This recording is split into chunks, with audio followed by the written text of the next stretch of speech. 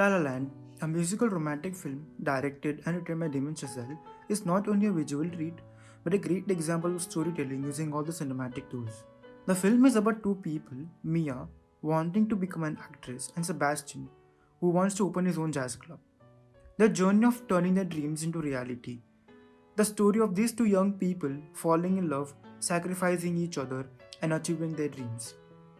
The basic themes of the films are dreams, reality, sacrifice, and love.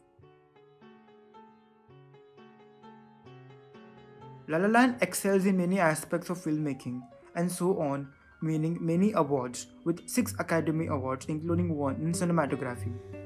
The cinematographer of the film, Linus Sandgren, known for American Hustle and Promised Land, collaborated with Damien Chazelle for this musical.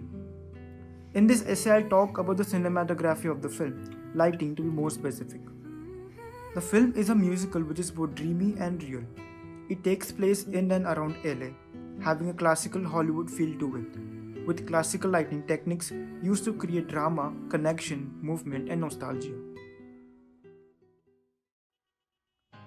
In the film, there is this constant comparison between dreams and reality, starting from the first scene itself, where a hot LA traffic turns into a dreamy musical sequence.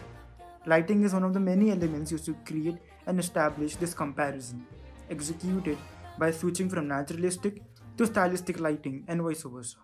In the last act of the film, where Mia and Sebastian see each other after 5 years, as the epilogue starts, which is a dream of them being together, which they wish could have been true, the lights in the club start to dim and spotlights are created to separate the two characters and uniting them as one but in dreams. This happens quite a few times in the film where the lights are dimmed and spotlights are created. Talking about spotlights and dimming of the light, both are an important element in the lighting of the film, which helps establish the characters which they are in reality but living in their dreams.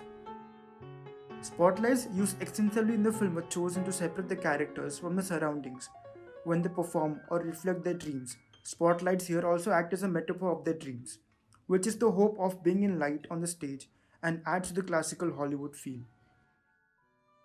Dimming of lights going hand in hand with the spotlights in the film helps transit us between reality and dreams, or this transit between silhouette and spotlight, adding to the stylized lighting used in the film.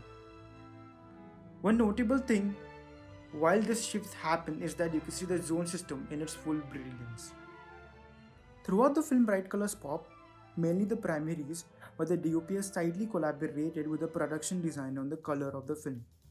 Color lighting in the film is used in many ways than only catering to the colorful Hollywood LA theme. The use of red and blue in the scene associating with love, passion, affection, and to create contrast, or the use of blue purple here adding to the color palette of the film.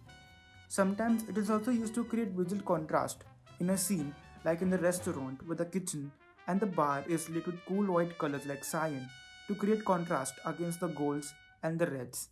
In the film, mostly the night exterior and club interiors have color lighting, like here where the club has blue tone achieved with lights, or here where the pink lights is surrounded by cool white blue lights, adding surrealism to the dull building.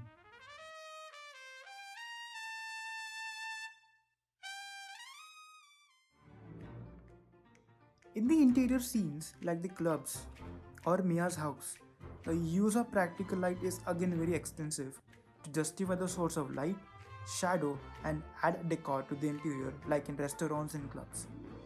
This contributes to the naturalistic lighting approach in reality scenes. Talking about source of light, one interesting element was the use of projector light as a source in the theater scene or in the epilogue, which again is a stylistic approach supporting the dream theme of the film. La La Land takes place mostly in and around Los Angeles, where major shooting was done on live locations like the Mount Hollywood Drive, Griffith Observatory, and more. When shooting on live locations, natural light was used mostly, sometimes shooting on a specific time of day, like the magic cars, just to get those blue, pink, purple colors in the sky.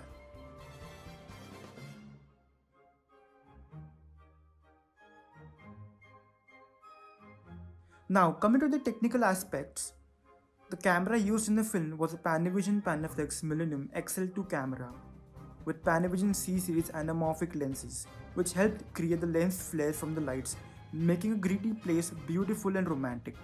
The later choices also helped in achieving the cinemascope aspect ratio, where all these choices were intentional to create dreamy visuals. Shooting on film and cinemascope helped them capture the greens and blues in an exaggerated way, which the digital would have not. The film has many long takes and lighting for this varied. In interviews said by Linus Sandgreen, they used two contours with daylight colored LEDs through green gels for the lovely night scene on the Mount Hollywood Drive, which is a 7-minute long take, shot within a time frame of 20 minutes because of the magic hour light they wanted. Another long take, the opening scene, which was shot in natural direct sunlight, had whip pans to make it look like one single take because of the shifting shadows and median that restricted camera movements. Camera in the film was like an instrument, having a personality itself, unifying the reality and the heightened reality. Moving on beats, changing frame according to the music, like in the scene when Emma is moving towards a swimming pool, the camera follows her as the tempo increases and lands into the water at the same time with the man as the beat drops. The film, since it was taking place in Los Angeles, the filmmakers wanted the film to look and feel like Los Angeles, which was blue. So in night exterior scenes, instead of going for blue moonlight effect, they used mercury vapor street lights which they had put inside the gas lights. This shot, says Sandgreen, didn't have the gas lights but were added to achieve a romantic color palette against the pink sky.